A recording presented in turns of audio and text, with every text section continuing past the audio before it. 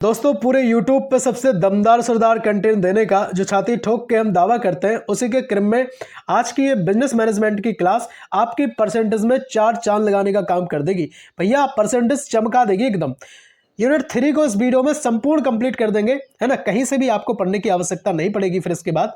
और एक और बात बताएं, इस क्लास में एमसीक्यू वेस्ट ये जो क्लास है इसमें बेहतरीन एक्सप्लेनेशन के साथ एक एक चीज आपके माइंड में फिट करेंगे।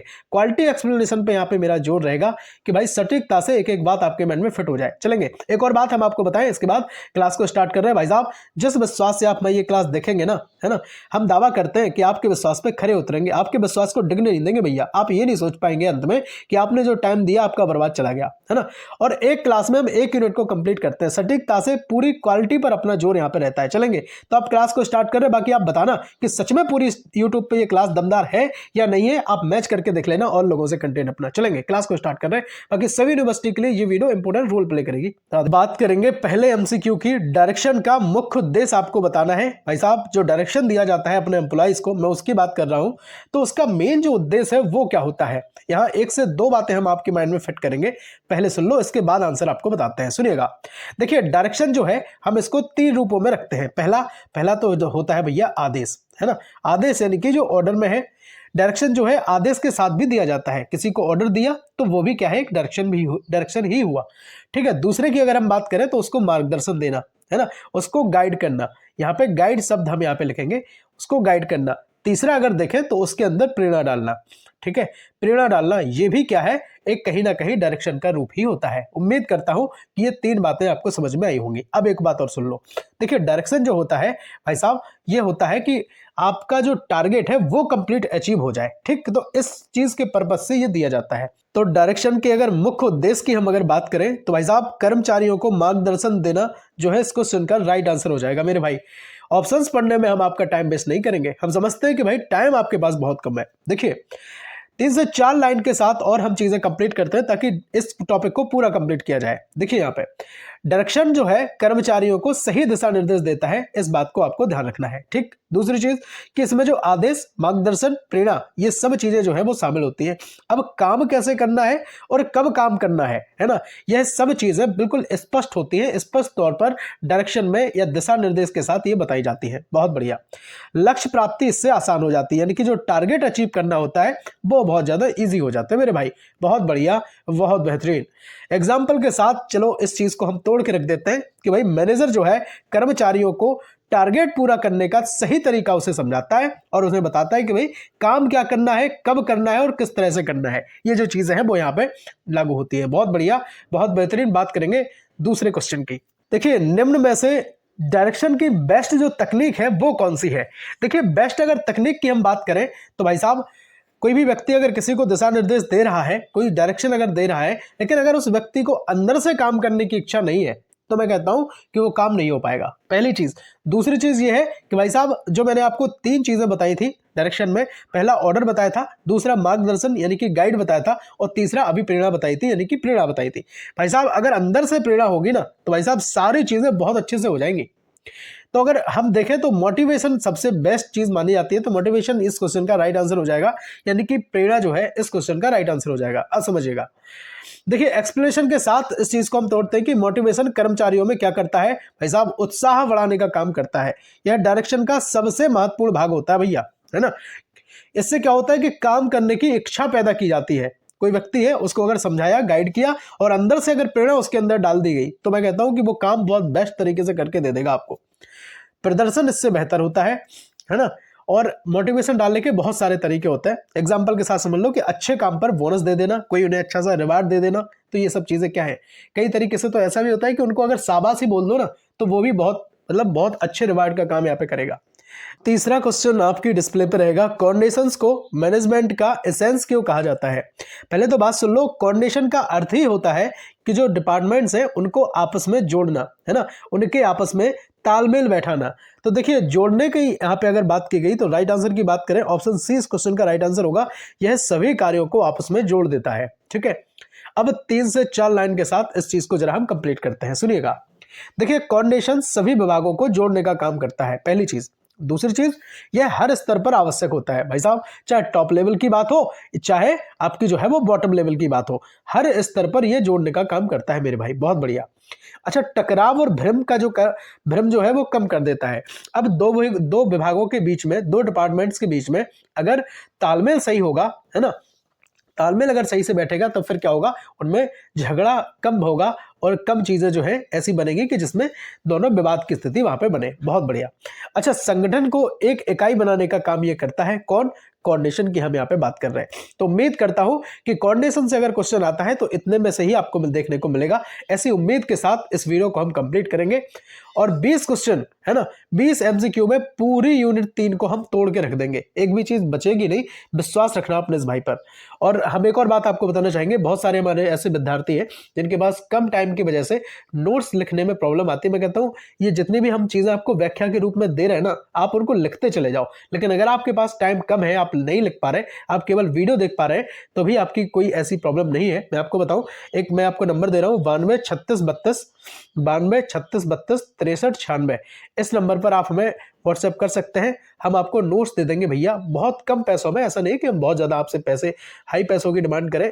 एक सब्जेक्ट के नोट्स जो है वो मात्र 100 रुपए में देते हैं, कंप्लीट नोट्स देते हैं। और उम्मीद ऐसी रहती है कि सीधे सीधे क्वेश्चन आपके मतलब अपने नोट्स में से आपके एग्जाम में देखने को मिल जाए और आप मुस्कुराते हुए एग्जाम हॉल से बाहर आए। भाई साहब, बहुत सारे ऐसे बच्चे हैं जिन्हें हमसे पहले पढ़ा होगा, उनको पता भी होगा इस चीज का कि अपने जो क्वेश्चन है वो सीधे सीधे एग्जाम में देखने को मिलते हैं, है ना। कमेंट आप पढ़ लो, मैं खुद नहीं कह रहा हूं, आप कमेंट पढ़ सकते हैं वीडियो के। बात करेंगे चौथे एमसीक्यू की, कम्युनिकेशन की प्रकृति क्या है, नेचर आपको बताना है। सुनिए, कम्युनिकेशन जो होता है भाई साहब, इसकी दो तरफा प्रकृति होती है। तब आप कहेंगे कैसे? देखिए, पहली बात तो यह कि कम्युनिकेशन दो लोगों के आपसी बातचीत के दौरान ही बनता है ना। कब बनेगा? जब एक व्यक्ति बोल रहा है, सुनो, एक व्यक्ति बोल रहा है, अपनी बात कन्वे कर रहा है, तो दूसरे व्यक्ति को समझ में आनी चाहिए। अगर दूसरे व्यक्ति को समझ में नहीं आ रही तो हम इसको परफेक्ट कम्युनिकेशन हम कह ही नहीं सकते। परफेक्ट क्या, इसको हम कम्युनिकेशन ही नहीं कहेंगे। अब सुनो, एक व्यक्ति जो है वो बोलने वाला है इंग्लिश, है ना, एक व्यक्ति इंग्लिश बोलता है और दूसरा जो व्यक्ति है वो सुनता है हिंदी भाषा, है ना, दूसरा हिंदी भाषा समझता है, तो फिर बताओ क्या कम्युनिकेशन हो पाएगा? अब ये कुछ बोलेगा तो उसको बात समझ में नहीं आएगी। तो दोनों से ही बनता है। किससे? आपने कहा भैया जो सेंडर है उससे भी और जो रिसीवर है उससे भी, तो दोनों को ही क्या है भाई, चीजें होनी चाहिए। इसलिए इसको क्या बोलते हैं? दो तरफा बोलते हैं। उम्मीद करता हूं कि कम्युनिकेशन की प्रकृति आपको समझ में आई होगी। देखिए, कम्युनिकेशन सेंडर और रिसीवर कम्युनिकेशन में दोनों ही होते हैं। फीडबैक यहाँ पे जरूरी होता है और निरंतर चलने वाली प्रक्रिया है ना। समझ और सहयोग यहाँ जो है वो बढ़ाता है। कम्युनिकेशन क्या होगा? समझ बढ़ाएगा और सहयोग की भावनाओं को भी विकसित करेगा। टीचर और स्टूडेंट के बीच जो अगर चर्चा हो रही, अब अगर टीचर एक्टिव है और स्टूडेंट कैसा है, पैसिव है, तब फिर काम नहीं होगा। या फिर टीचर पैसिव हो जाएगा, स्टूडेंट एक्टिव हो जाएगा, तब भी काम नहीं होगा। तो दोनों को ही एक्टिव रहना पड़ेगा, ठीक है। तो दोनों ही अगर ये बात अपनी कन्वे कर रहे हैं, तो स्टूडेंट के साथ अगर कोई ग्रुप एक्टिविटीज हो रही है, कोई भी मतलब लेक्चर मेथड का यूज किया जा रहा है, लेकिन उस टाइम पीरियड में बच्चों को बात समझ में आनी चाहिए प्रॉपरली, तब जो हम कहेंगे कि ये प्रॉपर कम्युनिकेशन हुआ है। 5 नंबर का प्रश्न आपके डिस्प्ले पर रहेगा। ईमानदारी के साथ वीडियो को आप लाइक कर दें। भाई साहब, बात करेंगे 5 नंबर प्रश्न की, ग्रेफिबायंस किस प्रकार का कम्युनिकेशन होता है? भैया, ग्रेफबायंस से हम आपको बताएं, ये एक प्रकार का हम कहें गपसप है, सुनी सुनाई बातों को आगे फॉरवर्ड कर देना। अफवाह है इसको हम कहते हैं, है ना। जैसे भैया लंच हो गया, ठीक है, कोई भी कंपनी है उसमें लंच हुआ, लंच में आपस में एम्प्लॉयज मिले, उन्होंने कहा भैया आपने सुना है क्या नया बॉस कौन आ रहा है? आपने सुना कि भाई जो लोग हैं उनको कम किया जा रहा है, मैन पावर कम की जा रही है, क्या आपने सुना कि ऐसी ऐसी बातें हो रही? तो इस तरह की जो अफवाहें होती हैं एक दूसरे के साथ फ्लो में जाती हैं, उनको कहते हैं भाई ग्रेपवाइंस कम्युनिकेशन। अब ये एक तरीके से फॉर्मल कम्युनिकेशन तो होगा नहीं, कैसा होगा? आपने कहा सर ये इनफॉर्मल कम्युनिकेशन है, गपशप वाली बातों को, अफवाह वाली बातों को यहाँ की वहां फॉरवर्ड यहाँ पे किया जाता है। बहुत बढ़िया, बहुत बेहतरीन। हिंदी में बताएगा कि ग्रेपवाइन का हिंदी में अर्थ क्या होता है? बताएगा कोई, है ना? अगर किसी को पता हो तो कमेंट में एक बार जरूर लिख देना। देखिए, ग्रेपवाइन अनौपचारिक होता है, लिखित ये नहीं होता है ना, और तेजी से फैलता है। अफवाहें तो तेजी से फैलती है, तो कभी कभी क्या होता है, ये सही भी होता है और कभी गलत भी होता है, क्योंकि दोनों चीजें होती है ऑफिस में, है ना। सही बातें भी होती है और गलत भी होती है। भाई किसी ने एम्प्लॉय ने बात रखी, हो सकता है वो सही कह रहा हो सकता है गलत भी कह रहा हो। तो ऑफिस में जब चाय का टाइम हुआ, है ना, एम्प्लॉयज आपस में मिले, लंच ब्रेक हुआ, या फिर कभी भी ऐसे आपस में जब भी मौका मिला उन्हें गपशप करने का, तब फिर ये बातें जो है आपस में फ्लो होती हैं। वीडियो अगर अच्छी लग रही हो, हेल्पफुल लग रही हो, ईमानदारी के साथ लाइक कर देना भाई। बहुत मेहनत लगती है क्लास को बनाने में, एक एक चीज़ को हम आपके माइंड में फिट करते हैं। और जब दम भरते हैं ना कि पूरे यूट्यूब पर सबसे दमदार और असरदार कंटेंट है, भाई साहब छाती ठोक के दावा रहता है। आप कंटेंट अपना मैच कर लेना, मैं खुला चैलेंज करता हूँ इस बात को। कम्युनिकेशन प्रक्रिया का पहला चरण कौन सा है आपको बताना है। लेकिन भाई लाइक नहीं किया तो फिर बेईमानी है ना। पूरी जान लगाते हैं क्योंकि हम क्वेश्चन को तोड़ने में, इसलिए भाई लाइक जरूर कर दो। और अगर आप लाइक करेंगे तो भाई साहब अंदर से एक ऊर्जा मिल जाएगी हमें। 6 नंबर प्रश्न आपके डिस्प्ले पर रहेगा। कम्युनिकेशन प्रक्रिया के पहले अगर चरण की हम बात करें तो वो रहता है कि भाई सेंडर, है ना। अगर सेंडर है, कोई अपनी बात या अपना कोई मैसेज है दूसरे तक कन्वे कर रहा है, दूसरे को भेज रहा है, तो कौन होना चाहिए? तो आपने कहा सर पहले तो सेंडर ही होना चाहिए, है ना। देखिए कम्युनिकेशन की जो शुरुआत है वो सेंडर से होती है। सेंडर विचार और सूचना जो है वो उत्पन्न करता है। बिना सेंडर प्रक्रिया कम्युनिकेशन वाली जो प्रोसेस है वो पॉसिबल ही नहीं है। सेंडर ही मैसेज को इनकोड करता है, बाद में फिर रिसीवर तक पहुंचने के बाद उसको डिकोड किया जाता है। तो ये चीज़ है, समझ गए? बहुत बढ़िया, बहुत बेहतरीन। देखिए मैनेजर कर्मचारियों को दिशा निर्देश देने का विचार करता है। तो कौन करता है? मैनेजर। अब जब मैनेजर करेगा तो मैनेजर क्या हुआ? सेंडर हुआ, क्योंकि उसके जो थॉट्स है, उसकी जो इन्फॉर्मेशन है वो दूसरे तक उसे कन्वे करनी है। बहुत बढ़िया, बहुत बेहतरीन। एक बार लिख जरूर दो यार कि सच में पूरी यूट्यूब पे दमदार क्लास लग रही है या नहीं लग रही, है ना। बात करेंगे 7 नंबर प्रश्न की। भाई साहब एक और बात हम आपको बताना चाहेंगे, बहुत सारे हमारे ऐसे विद्यार्थी हैं जिनको लगता है कि भाई हम बहुत फास्ट पढ़ाते हैं। भैया फास्ट नहीं पढ़ाते हैं, टाइम आपके पास कम है, तो हम चाहते हैं कि कम टाइम में ज्यादा चीजें आपको मिल जाए। और एक और बात सिंपल सी, और उसके बाद आगे हम बढ़ा रहे हैं वीडियो को। देखो आपको लगता है केवल हम बिजनेस मैनेजमेंट आपको पढ़ाते हैं, भाई ऐसा नहीं है ना। बिजनेस मैनेजमेंट के साथ साथ हम आपको financial accounting, essential of e commerce, business economics के साथ साथ जो आपका माइनर है ना, फर्स्ट एड एंड हेल्थ, सबकी क्लास हम अपने परिवार एमएस स्टडी प्लेटफॉर्म पर देते हैं। और बहुत ज़्यादा लंबी अपनी क्लास नहीं होती है, मात्र 10 से 15 या बहुत ज़्यादा जाएगी तो 20 से 25 मिनट तक क्लास जा सकती है। और इसी के साथ एक क्लास में हम एक यूनिट को कंप्लीट करते हैं। तो अभी तक की क्लास में तो हमने एक यूनिट 1 और यूनिट 2 को 2 वीडियो ला करके कंप्लीट किया था। आज की इस क्लास में संपूर्ण यूनिट 3 कंप्लीट हो जाएगी। इसके बाद आपको कहीं से और पढ़ने की जरूरत बिल्कुल नहीं है ना, यूनिट 3। लेकिन एक और बात बताएं, ऐसा अगर आपको लगता होगा कि भाई केवल यूनिट 3 तक ही अफसर ने कंप्लीट करा है, ऐसा नहीं है। आप प्लेलिस्ट विजिट करें, क्योंकि हो सकता है जब आप बाद में क्लास देख रहे हो तब तक सारी यूनिट जो है वो आ चुकी होंगी। ठीक है, चलेंगे अब यहाँ पे सुन लो। निम्न में कम्युनिकेशन का बैरियर कौन सा है? बैरियर का अर्थ होता है कि भाई बाधा, है ना। अच्छा, साफ तरीके से हमें अपनी बात किसी तक पहुंचानी है, बात अपनी कन्वे करनी है, तो वहां पे बाधा क्या बनेगा? तो आपने कहा सर बाधा बनेगा नॉइस, है ना। नॉइस यानी कि जो भाई भीड़ भाड़ वाले इलाके होते हैं, अपनी बात जो है वहां पे क्लियर कन्वे नहीं हो पाती है, तो क्या है? ये एक बाधा ही तो है ना। अब यहाँ पे बात अगर क्लियर नहीं हो पाएगी तो कम्युनिकेशन क्या होगा? संदेश जो हमारा होगा वो स्पष्ट रूप से नहीं पहुंचेगा। देखिए नॉइस से संदेश स्पष्ट नहीं पहुंचता है। जो हमारा मैसेज है हमें अपने जो रिसीवर है उन तक हमें पहुंचाना है, तो वो स्पष्ट रूप से नहीं पहुंचेगा। यह कम्युनिकेशन को बाधित करता है। फिजिकल या साइकोलॉजिकल ये हो सकता है, गलत फहमी ये पैदा करेगा। भैया अर्थ का अनर्थ हो जाएगा। अगर आप कुछ का कुछ सुन लेंगे तो क्या होगा? अर्थ का अनर्थ ही तो हो जाएगा। एग्जाम्पल के साथ यहां समझ लो कि फैक्ट्री के शोर में जैसे इंस्ट्रक्शन समझ ना आना। अब फैक्ट्री का शोर हो रहा है, मशीनें वहां पे चल रही है, और मैनेजर साहब या फिर जो सुपरवाइजर साहब है वो लगे दिशा निर्देश देने अपने एम्प्लॉइज को कि भैया ऐसा ऐसा काम करो। अब उन्हें समझ में ही नहीं आ रहा, तो फिर क्या होगा? चीजें यहाँ पे दिक्कत हो जाएंगी ना। एक बार कमेंट में ओम नमः शिवाय ईमानदारी के साथ लिख देना, है ना। ओम नमः शिवाय ईमानदारी के साथ वीडियो में कमेंट जरूर करना प्लीज। 8 नंबर का प्रश्न आपकी डिस्प्ले पर रहेगा। इफेक्टिव कम्युनिकेशन की विशेषता क्या है?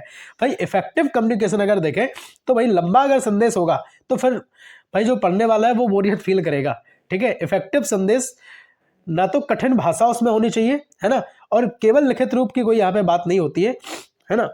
मतलब ऐसा लगना चाहिए कि सामने वाला जो कह रहा है ना, उसमें लिखावट में उसकी भाव उत्पन्न उसमें होना चाहिए। क्या वो फीलिंग जो उसमें डाल रहा है तो वो सब समझ में आनी चाहिए। तो स्पष्टता की यहाँ पे बात होती है। बहुत बढ़िया, ये स्पष्टता यानी कि क्लैरिटी। इफेक्टिव मैसेज की अगर बात करें तो भैया जल्दी समझ में ये आता है, और भ्रम और गलती यहाँ पे कम होती है। रिसीवर जो है वो सही अर्थ यहाँ पे ग्रहण करता है। रिसीवर सही तरीके से बात समझ में उसको आती है कि वो कहना क्या चाह रहा है। कार्य कुशलता यहां से बढ़ती है। चलेंगे एग्जाम्पल के साथ इस चीज को जरा हम कंप्लीट कर लेते हैं। सिंपल लैंग्वेज में दिया गया जो नोटिस है ना, वो क्या होता है? ज्यादा इफेक्टिव होता है कंपेयर टू किसके? किसमें डिफिकल्टीज हो या थोड़ी हार्ड लैंग्वेज हो, या फिर उसकी जो टोन है वो समझ में ना रही हो। कई बातें ऐसी हो ना, हम ना किसी से चैट अगर करते हैं तो हमें सीधा टोन समझ में आ जाती है कि भाई कहना क्या चाह रहा है सामने वाला व्यक्ति। समझ आ रही ना बात? बहुत बढ़िया। हाँ, ये सब तो सबको समझ में आ रहा होगा। 9 नंबर प्रश्न की यहाँ पे हम बात करेंगे चेंज मैनेजमेंट का मुख्य उद्देश्य क्या है, चेंज मैनेजमेंट का मुख्य उद्देश्य आपको बताना है। भाई साहब नोट्स अगर चाहिए तो ईमानदारी के साथ आप मैसेज कर सकते हैं, लेकिन साथ में भाई साहब ये जरूर बता दिया करो कि आपको किस सब्जेक्ट के नोट्स चाहिए और आपकी यूनिवर्सिटी कौन है, और आपको लिखित नोट्स चाहिए या OMR बेस्ड आपके एग्जाम है तो वैसे नोट्स चाहिए आपको। तो भाई सब चीजें बता दिया करो ताकि हम आपको इफेक्टिव नोट्स आपको प्रोवाइड करा पाए, है ना। अब गलत नोट्स अगर आप तक जाएंगे तो मुझे भी बिल्कुल भी अच्छा नहीं लगेगा। हम चाहते हैं कि हमारे जो विद्यार्थी हैं उन तक सही चीज पहुंचे। भाई साहब गरीब से गरीब तबके के बच्चों के लिए हमने अपना परिवार बनाया था। हम ये नहीं कह रहे कि अगर आपके पास पैसे नहीं है तो आप नोट्स ही लो, नहीं लो, है ना। हम क्लास नोट्स आपको देते हैं, तो आप चाहे तो बढ़िया कॉपी पेन से बैठ करके जो हम आपको समझाते जा रहे हैं वो आप बढ़िया अच्छे से नोट करते जाओ, तो वहां से भी चीजें आपकी कवर हो जाएंगी। ठीक है, चलिएगा। चेंज मैनेजमेंट की यहाँ पे हम बात करें कि इसका मुख्य उद्देश्य क्या है, तो इसका मुख्य उद्देश्य होता है कि जो परिवर्तन है उसको सफल बनाना। अब कई बार चीजें ऐसी हो जाती है कि देखो यहाँ सुन लो कि कोई एक व्यक्ति है, चलो एग्जाम्पल के साथ समझा रहे हैं आपको। कोई एक व्यक्ति है और वो रेंट पे कहीं दूसरी जगह रहता था, ठीक है। अब उसने क्या किया, किसी शहर में दूसरी जगह अपना जो रूम है वो शिफ्ट कर लिया। अब वो शिफ्ट किया उसने, तो उसने ये परिवर्तन किया ना। अब परिवर्तन जो उसने किया है तो ऐसा नहीं कि वहां पे अब उसके अनुकूल ना हो, है ना। वहां पे जो चीजें हो अब उसको मतलब चीजें सही ना समझ में आए तो फिर वहां पे दिक्कत होगी। तो जो परिवर्तन किया है उसको सफल बनाना उसका मेन टारगेट होता है, किसका, मैनेजमेंट का, चेंज मैनेजमेंट का। बहुत बढ़िया, बहुत बेहतरीन। चेंज मैनेजमेंट परिवर्तन को सुचारू बनाता है, कर्मचारियों को नए बदलाव के लिए तैयार करता है। अब अगर किसी कंपनी में मैनेजमेंट ने अगर रूल्स जो है उनमें परिवर्तन किया है, उनमें अगर बदलाव किया है, चेंजेस उनमें किए हैं, तो जो कर्मचारी हैं, जो एम्प्लॉयज हैं, उनके साथ फैमिलियर हो जाए उन रूल्स के साथ। अब ऐसा ना हो कि भाई जो कर्मचारी हैं वो रूल वियर ही नहीं कर पा रहे, है ना, और या फिर उन्हें लग रहा है कि बोझ उन्हें लग रहा है उन्हें रूल्स पर, तो फिर दिक्कत हो जाएगी। और कर्मचारियों को दिक्कत हुई तो फिर वो अंदर से प्रेरणा नहीं आएगी, और प्रेरणा नहीं आएगी तो फिर वो काम करने की इच्छा नहीं होगी, और जब इच्छा ही नहीं होगी तो फिर काम कैसे सही होगा बताओ। और या फिर जो टारगेट है आपका तो वो कैसे अचीव होगा। रेजिस्टेंस यहाँ पे कम करता है और संगठन को अनुकूल बनाने का काम करता है। बहुत बढ़िया, बहुत बेहतरीन। जैसे नई टेक्नोलॉजी आई है ना, अब नई टेक्नोलॉजी जो है वो लागू करने से पहले ट्रेनिंग दे देना, ये क्या है, एक बढ़िया चेंज मैनेजमेंट का एग्जांपल यहाँ पे हो जाएगा। बहुत बढ़िया, बहुत बेहतरीन। उम्मीद करेंगे कि आपने 9 क्वेश्चंस को तोड़ के रख दिया होगा। बात करेंगे 10 नंबर प्रश्न की। भाई साहब मैं फिर कह रहा हूं, सब्सक्राइब आप कर सकते हैं और आप टेंशन फ्री हो सकते हैं अपनी बीकॉम से, है ना। बात करेंगे 10 नंबर प्रश्न की। भाई साहब ईमानदारी के साथ जुड़ जरूर जाना चैनल से, है ना। सब्सक्राइब आप कर लेना, क्योंकि हम आपके हर सेमेस्टर में काम आएंगे। ऐसा नहीं है केवल, है ना, सेकंड सेमेस्टर ही हम आपको पढ़ा रहे हैं, पूरे 3 साल हम आपके काम आएंगे। बहुत तगड़े तरीके से तगड़ा कंटेंट आपको देते हैं। रेजिस्टेंस टू चेंज का प्रमुख कारण क्या है आपको बताना है। देखिए रेजिस्टेंस टू चेंज पहले समझ लो क्या है। रेजिस्टेंस टू चेंज होता है कि भाई जो पुराने नियम है उनके साथ साथ आपको नए नियम आ रहे हैं। तो नए नियम आ रहे हैं तो कई लोग ऐसे होते हैं कि जो बदलाव के लिए खुद को तैयार नहीं कर पाते हैं, है ना। जब बदलाव के लिए तैयार नहीं कर पाएंगे तो उन्हें असुरक्षा महसूस होगी, मतलब उन्हें लगेगा कि भाई पुरानी चीजें जा रही है हमारी, है ना। और इसी तरीके से क्या होगा, विरोधाभास वहां पे उत्पन्न हो जाएगा, विरोध वहां पे होगा चीजों का कि भाई नहीं लाओ, है ना, नई जो चीजें ला रहे हैं अब उनको मत लाइए, है ना, हमें प्रॉब्लम हो रही, हम उसको मतलब उसके साथ फॉलो अप नहीं कर पा रहे। तो बहुत सारी ऐसी चीजें होती है। तो यहाँ पर राइट आंसर की अगर हम बात करें तो ऑप्शन नंबर 20 क्वेश्चन का राइट आंसर होगा कि जो आदतें हैं वो रेजिस्टेंस टू चेंज का प्रमुख कारण बनती है। आदतें कैसी होती है कि लोग जो है वो पुरानी आदतों से जुड़े रहते हैं, है ना, और बदलाव से जो है वो असुरक्षा उनको महसूस होती है, नई चीजें सीखने में उनको डर लगता है, इसलिए विरोध उत्पन्न होता है। बहुत बढ़िया, बहुत बेहतरीन। एग्जाम्पल के साथ समझ लो कि मैनुअल काम करने वाले जो कर्मचारी हैं वो कंप्यूटर का विरोध करते हैं। अब क्यों करेंगे, क्योंकि उनको कंप्यूटर के बारे में नॉलेज नहीं है। अब उन्हें लगता है कि भाई कंप्यूटर आ जाने से हो सकता है हम काम कर ना पाए, पता नहीं कितना हार्ड होगा उसको चलाना, या फिर क्या दिक्कत उसमें होगी। तो ये सब चीजें जो है कहीं ना कहीं रेजिस्टेंस टू चेंज का काम यहाँ पे करेंगी। बहुत बढ़िया, बहुत बेहतरीन। 10 क्वेश्चन को आपने तोड़ के रख दिया है। मात्र 20 क्वेश्चन है, लेकिन हम आपको पूरा तैयार कर देंगे इस यूनिट में, है ना। विश्वास रखना अपने इस भाई पर। और लिखित क्वेश्चन की अगर वीडियोस चाहिए आपको तो वो भी हम आपको बिजनेस मैनेजमेंट वहां पे भी पढ़ा चुके हैं। तो एक बार प्लेलिस्ट आप विजिट कर लें। स्पष्ट तौर पर हमने अलग अलग प्लेलिस्ट बनाई है ताकि आप तक चीजें पहुंचने में कोई प्रॉब्लम आपको ना हो, है ना। OMR वालों के लिए अलग बना दी हमने, लिखित वालों के लिए हमने अलग बना दी। पहले हम क्या कर रहे थे, पहले हम दोनों को एक साथ लेकर चल रहे थे, लेकिन हमें बहुत सारे स्टूडेंट ने मैसेज किया कि सर ऐसा ना करो, आप अलग अलग वीडियोस बना दो। भाई टाइम कम होने के बाद भी हमने आपके लिए अलग अलग वीडियोस बनाई है, ठीक है। 11 नंबर का प्रश्न आपके डिस्प्ले पर। ईमानदारी के साथ भाई साहब लाइक करना मत भूलना यार, है ना। किसी की मेहनत को अगर 1 लाइक देते हैं तो भगवान कसम से आपसे बहुत ज्यादा खुश होते हैं। 11 नंबर का प्रश्न रहेगा कि कोऑर्डिनेशन को मैनेजमेंट का एसेंस क्यों कहा जाता है। भाई साहब ये लगता है कि मैंने ये क्वेश्चन रिपीट कर दिया है, कोई बात नहीं। कोऑर्डिनेशन को मैनेजमेंट का एसेंस इसलिए कहा जाता है क्योंकि ये सभी विभागों को आपस में जोड़ने का काम करता है ना। क्या करता है, जोड़ने का यहाँ पे काम करता है। देखिए कोऑर्डिनेशन सभी विभागों को जोड़ता है, व्यक्तिगत प्रयासों को सामूहिक लक्ष्य से यहाँ पे जोड़ता है। मैनेजमेंट का हर कार्य कोऑर्डिनेशन मांगता है और यहाँ पे तालमेल बना रहता है। और इसके बिना क्या होता है भैया इसके बिना संगठन बिखर सकता है। और अगर ये सही तरीके से होगा, तालमेल आपसी विभागों में बना होगा ना, तो फिर क्या होगा, संगठन एक यूनिट बन जाएगा, एक तरीके से इकाई बन जाएगा मेरे भाई। बहुत बढ़िया, बहुत बेहतरीन। एग्जाम्पल के साथ यहाँ पे हम रखते हैं चीजें, तो प्रोडक्शन और सेल्स, फाइनेंस, ये सबका आपस में अगर तालमेल हो तो चीजें बहुत अच्छी होंगी और नई ऊंचाइयों पर ये जाएगा। 12 नंबर का प्रश्न आपके डिस्प्ले पर, निम्न में से कम्युनिकेशन का टाइप कौन सा है? कम्युनिकेशन की अगर हम टाइप की यहाँ पे बात कर लें भैया, vertical communication, technical, financial, circular communication, बताओ ये होता है क्या? तो वर्टिकल कम्युनिकेशन की अगर बात करें तो ये आपका कम्युनिकेशन के टाइप में आएगा, बाकी ये 3 चीजें जो हैं वो कम्युनिकेशन के टाइप में नहीं आएंगी। अब सुन लो क्यों आएगा। देखिए, वर्टिकल कम्युनिकेशन ऊपर नीचे होती है। वर्टिकल कम्युनिकेशन कैसे होती है? ऊपर नीचे। वर्टिकल लाइंस आपको पता है, तो ऊपर नीचे होती है। बॉस और जो सबऑर्डिनेट्स हैं या फिर उनका उल्टा होता है, या फिर नीचे से ऊपर होंगी या ऊपर से नीचे होंगी। ठीक है, अब आदेश और रिपोर्ट इसी में आते हैं सब चीजें, है ना। आदेश भी आते हैं और रिपोर्ट भी आते हैं। संगठन में सबसे सामान्य प्रकार का जो कम्युनिकेशन, वर्टिकल कम्युनिकेशन यहाँ पे माना जाता है। ठीक है, अब हम वहां पे बात नहीं कर रहे कि वर्बल और नॉन वर्बल में आ जाए, फॉर्मल इनफॉर्मल में आ जाए, यहाँ पे वर्टिकल वाली बात हो रही, और यहाँ कंपनी वाली, ऑर्गेनाइजेशन वाली बात यहाँ पे हो रही है। मैनेजर या सुपरवाइजर को आदेश देना, ये जो चीजें हैं वो कहीं ना कहीं वर्टिकल कम्युनिकेशन को यहाँ पे दर्शाती है। बहुत बढ़िया, बहुत बेहतरीन। 13 नंबर का प्रश्न आपके डिस्प्ले पर रहेगा। समझिए हॉरिजॉन्टल कम्युनिकेशन क्या है। ठीक है, अभी आपने वर्टिकल समझा कि इसमें जो दोनों ही हैं, चाहे टॉप लेवल हो या फिर बॉटम लेवल हो, दोनों में चीजें होती हैं। अब यहाँ हॉरिजॉन्टल पे हम समझ रहे हैं। हॉरिजॉन्टल में क्या है, समान स्तर के जो कर्मचारी हैं उनके बीच जो कम्युनिकेशन होता है वो होता है भैया हॉरिजॉन्टल, है ना, क्योंकि इस तरह से होता है ये। अब इस तरह से होने का अर्थ सीधा समझ लो कि भाई टॉप लेवल के जो है उन्हीं के बीच में होगा, बॉटम लेवल के जो है उन्हीं के बीच में होगा, है ना। और इसमें क्या होगा, बॉस से सीधा एम्प्लॉयज तक आएगा, है ना। इस तरह से जो चीजें होती है। बहुत बढ़िया, बहुत बेहतरीन। तो बात करेंगे इस क्वेश्चन के राइट आंसर की। समान स्तर के जो कर्मचारी हैं उनके बीच में जो कम्युनिकेशन होता है उनको कहते हैं हॉरिजॉन्टल कम्युनिकेशन। तो लिखते जरूर जाना, है ना। अगर आप केवल वीडियो देख करके वीडियो को बंद करके चले जाएंगे, मुझे लगता है कि आप दिक्कत हो जाएगी फिर। तो या तो नोट्स बनाते जाओ या फिर अपने बढ़िया अच्छे तरीके से उनको समझते जाओ, माइंड में कैच जरूर करते जाना। सीधा एग्जाम में क्वेश्चन देखने को मिलेगा, एग्जाम में बोझ रहेगा ही नहीं आपके दिमाग पे। विश्वास रखना अपने इस भाई पर, और लास्ट में हम आपको मैराथन देकर के चीजों को तोड़ने का काम कर देंगे।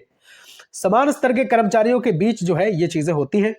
ठीक है, जैसे अब समान स्तर में टॉप लेवल के हैं कोई एम्प्लॉइज, तो उनके बीच में भी होगा, और जो बॉटम लेवल के एम्प्लॉइज है उनके बीच में होगा, यानी कि कंपनी में जो अधिकारी है उनके बीच में भी और जो एम्प्लॉइज है उनके बीच में भी। ठीक है, बहुत बढ़िया।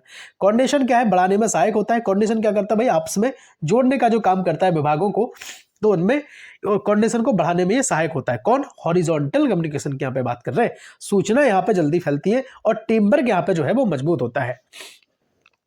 2 डिपार्टमेंट के जो हेड है उनके बीच जो आपसी बातचीत होती है वो कहीं ना कहीं इसी चीज का एग्जाम्पल है। ठीक है, एमसीक्यू 14 नंबर का प्रश्न आपके डिस्प्ले पर रहेगा। ग्रेवियंस ग्रेप बाइन कम्युनिकेशन क्या होता है भाई। ग्रेप बाइन जो कम्युनिकेशन है एक प्रकार की अब्बा है। इनफॉर्मल कम्युनिकेशन कहीं ना कहीं इसको हम कहेंगे, क्योंकि ये क्या है, एक तरीके से अब्बा है, सुनी सुनाई बातें यहाँ पे होती है। भाई साहब दोबारा क्वेश्चन रिपीट हो गया, सही गलत, कभी सही भी होता है कभी गलत भी होता है ना। जैसे कैंटीन में मिले, आपस में बातें हो रही, गपशप हो रही, है ना, कोई भी बात चल रही और वहाँ पे जो है वो आगे बात अपने ऐसे कन्वे कर दी है लोगों ने, है ना। कहीं गलत भी करी है, सही भी करी है, तो चीज़ें हैं कि भाई प्रमोशन हो रहा है ना। आपने देखा कि भाई फलाना काम जो हो रहा है, लोगों को निकाला जा रहा है ना, चीज़ें। बात करेंगे 15 नंबर के एमसीक्यू की, इफेक्टिव कम्युनिकेशन की सबसे बड़ी शर्त क्या होती है भाई। इफेक्टिव कम्युनिकेशन की सबसे बड़ी अगर शर्त देखें तो यहाँ पे क्लियर मैसेज होना चाहिए, है ना, स्पष्ट संदेश। क्लियर मैसेज क्या होता है भाई, आसानी से समझ में आता है, मिसअंडरस्टैंडिंग यहाँ से कम होती है और काम जो है वो सही तरीके से होता है, प्रोडक्टिविटी यहाँ से बढ़ती है। चलो एग्जांपल के साथ समझ लो। सिंपल वर्ड में दिया गया जो नोटिस है वो यहाँ पे सही काम करता है। चेंज बात करेंगे 15 नंबर एमसीक्यू की, निर्देशन यानी कि जो डायरेक्शन है वो किस स्तर पर किया जाता है भाई साहब। सभी प्रबंधकीय स्तरों पर ये जो है डायरेक्शन या दिशा निर्देश दिए जाते हैं, चाहे लोअर लेवल की बात हो, चाहे फिर मिडिल लेवल की बात हो, या फिर टॉप लेवल की बात हो, है ना। ध्यान रखना इस चीज को। चलेंगे एक्सप्लेनेशन के साथ तोड़ लेते हैं कि भाई डायरेक्शन हर स्तर पर आवश्यक होता है। बिना डायरेक्शन के कोई भी काम आगे नहीं बढ़ सकता। टॉप हो, मिडिल लेवल हो, लोअर लेवल हो, सभी मैनेजर जो है वो दिशा निर्देश देते हैं। जैसे मालिक है, मालिक ने मैनेजर को दिशा निर्देश दिया, मैनेजर ने सुपरवाइजर को बोला, सुपरवाइजर ने कर्मचारी को बोला, कर्मचारी को निर्देश दिया। तो ये सारी चीजें जो है वो लाइन कम्युनिकेशन के अकॉर्डिंग चलती आ रही है। बहुत बढ़िया, बहुत बेहतरीन।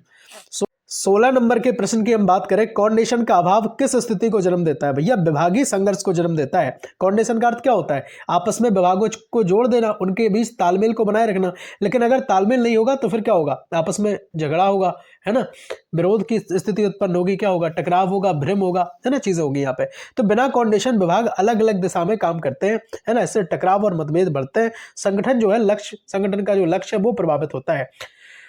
देखिए, सेल्स बोले माल बेचो, प्रोडक्शन बोले माल है ही नहीं, हम कैसे बेचें? तो फिर बताओ क्या होगा? दिक्कत होगा कि नहीं होगी? इस तरह से चीजों के बीच में क्या है? कोऑर्डिनेशन होना ज्यादा जरूरी है। 17 नंबर का एमसीक्यू, कम्युनिकेशन नेटवर्क का अर्थ क्या है? भाई कम्युनिकेशन नेटवर्क का अर्थ होता है संदेश भेजने का जो मार्ग होता है, उस चीज को यहाँ पे टारगेट किया जाता है। देखिए कैसे, कम्युनिकेशन नेटवर्क वह रास्ता है जिससे सूचना जाती है। यह फॉर्मल या इनफॉर्मल कैसे भी हो सकता है, लेकिन सही नेटवर्क से सूचना जो है वो जल्दी पहुंचती है। एग्जाम्पल के साथ समझ लो, जैसे चेन है ना, व्हील है, या फिर सर्कल कम्युनिकेशन सिस्टम है। इन सब में क्या होता है भाई? चेन सिस्टम में किसी ने किसी को बताया, फिर किसी ने, जैसे अभी हम ऊपर वाला एग्जाम्पल पढ़ रहे थे कि ओनर ने किसको बताया? मैनेजर को बताया। मैनेजर ने किसको बताया? तो उसने सुपरवाइजर को। सुपरवाइजर ने एम्प्लॉयज को बता दिया। तो सूचना जो है वो बॉस से सीधा लेकर किस तक पहुंच गई? भाई एम्प्लॉयज तक पहुंच गई मेरे भाई। बात कर रहे हैं 18 नंबर एमसीक्यू की, कम्युनिकेशन में फिल्टरिंग का क्या अर्थ होता है? भाई साहब फिल्टरिंग का कम्युनिकेशन में बड़ा अर्थ होता है। जैसे मैंने आपको वही ग्रेपीवाइंस बताया था। ग्रेपीवाइंस में क्या था? ग्रेपीवाइंस में था कि जो अफवाहें हैं वो लंच टाइम पे या कैंटीन में बैठे टाइम, ऐसे टाइम पे इनफॉर्मल वे में लोगों तक पास हो रही है ना, कोई किसी को कुछ बता रहा है, कोई किसी को कुछ बता रहा है। तो सेम तरीके की फिल्टरिंग में क्या होता है भाई? फिल्टरिंग को थोड़ा इस तरह से देखते हैं कि भाई जो टॉप लेवल होता है ना, उन तक बात जो है वो एक एग्जैक्ट वे में नहीं पहुंच पाती, है ना। अपने हिसाब से जो मैसेज है उसको थोड़ा सा चेंज कर लिया, फिर थोड़ा सा चेंज कर लिया, फिर हो सकता है कि लास्ट में जब बॉस तक बात पहुंची तो बात कुछ और थी और पहुंच कुछ और गई। इस तरह से जो निर्णय है वो कभी कभी गलत हो जाता है ना। इस चीज को ध्यान रखना। मुझे लगता है कि मैंने बहुत अच्छे तरीके से फिल्टरिंग को आपके माइंड में फिट कर दिया होगा, है ना। देखिए, कम्युनिकेशन में फिल्टरिंग का अगर सही अर्थ देखें तो संदेश को बदलना या फिर छांटना, ये जो है कहीं ना कहीं इसका अर्थ होता है। और एग्जाम्पल माफ करना, एक्सप्लेनेशन के साथ पहले हम समझ लेते हैं पॉइंट वाइज कि फिल्टरिंग में संदेश अपने हित में बदला जाता है। अक्सर ऊपरी स्तर पर पूरी सच्चाई पहुंच ही नहीं पाती है, उससे निर्णय कैसे हो जाते हैं तो अपने का असर गलत भी हो जाता है। देखिए, कर्मचारी की गलती को मैनेजर द्वारा छुपा देना, तो ये चीजें कहीं ना कहीं, अब देखिए गलती अगर कर्मचारी से हुई है और मैनेजर अगर बॉस तक नहीं पहुंचा रहा है बात, और अगर बॉस तक पहुंचाई तो उसे लग रहा है कि ऐसा ना हो कि बॉस हम पे चल रहा है कि तुम्हारी भी तो गलती है, तुम क्यों नहीं देखते हो। चेंज मैनेजमेंट में अनफ्रीजिंग का अर्थ क्या है भाई? अनफ्रीजिंग का अर्थ होता है कि पुराने तरीकों को छोड़ने के लिए तैयार करना, है ना। चेंज मैनेजमेंट में ये बड़ी चीज होती है।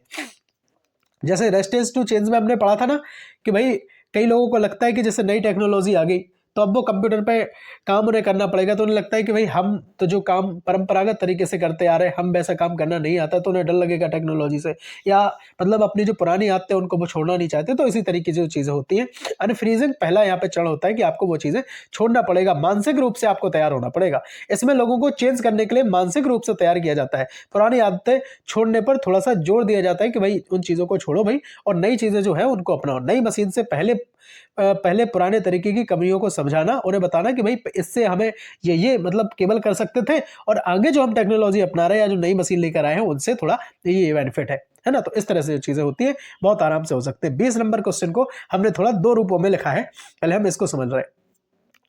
डायरेक्शन का सबसे महत्वपूर्ण तत्व कौन सा है, इसको आपको बताना है। पहले तो आप 20 नंबर का क्वेश्चन ये देखो, डायरेक्शन के सबसे महत्वपूर्ण तत्व की अगर हम बात करें तो वो होता है आपका मोटिवेशन।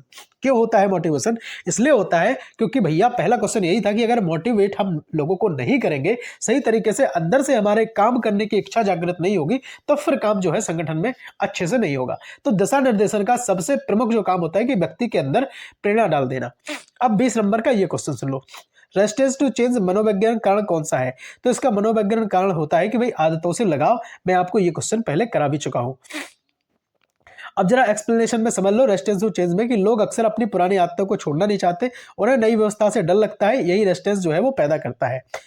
पुराने कर्मचारी कंप्यूटर सिस्टम का विरोध करेंगे क्योंकि उन्हें नहीं पता है कि चीजें कैसे हो रही है ना। अब इन क्वेश्चंस को मुझे ऐसा लिखने का क्या उद्देश्य है, इसलिए लिखा है कि भाई साहब ये क्वेश्चन इंपॉर्टेंट है, सीधे सीधे एग्जाम में क्वेश्चन देखने को मिलते हैं। भाई साहब ऐसी यूनिट है जिसमें जिसमें से आपको बहुत सारे क्वेश्चन आपको सीधे सीधे देखने को मिलेंगे।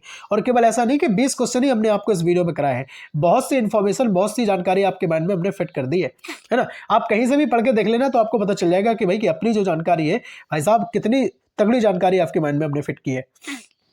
मोटिवेशन से कर्मचारी बेहतर काम करते हैं, डायरेक्शन को प्रभावी बनाता है और मोरल जो है वो बढ़ाता है, मोरल बढ़ाता है और लक्ष्य प्राप्ति जो है वो आसान होती है। बहुत बढ़िया, बहुत बेहतरीन एग्जांपल के साथ समझ लेते हैं कि बोनस देकर कर्मचारियों को उत्साहित कर देना, उनको रिवार्ड देना, उनको शाबाश बोलना। लेकिन आज के समय में केवल शाबाश बोलना ये भाई साहब केवल स्कूल लेवल तक तो सही है, लेकिन बोनस और रिवार्ड से चीज़ें ज़्यादा अच्छी से हो सकती हैं।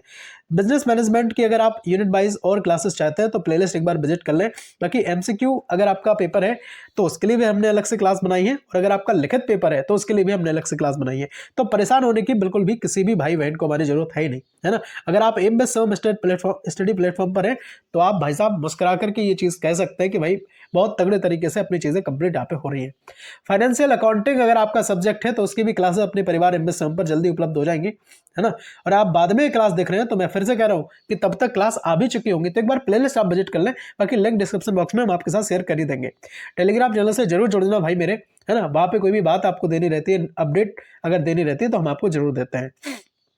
फर्स्ट एड एंड हेल्थ जो आपका माइनर सब्जेक्ट है, इसको भी बहुत तगड़े तरीके से हम कंप्लीट कराते हैं, है ना। पहले हमने ये वीडियोस बनाई थी, इसमें बहुत सारे मतलब हमारे भाई बहन है जिनने देखी थी, पसंद भी किया था, और जो हमारे पुराने भाई बहन है जिनने हमसे पढ़ा होगा पहले, तो उनको इस बात का अंदाजा होगा कि क्वालिटी में जो कंटेंट में जो क्वालिटी है उसको देने में हम कभी कसर नहीं छोड़ते हैं।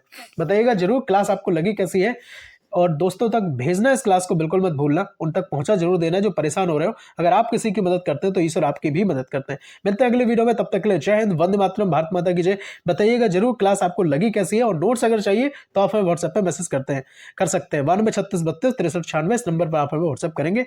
राधे राधे, जय हिंद, वंदे मातरम, सीताराम।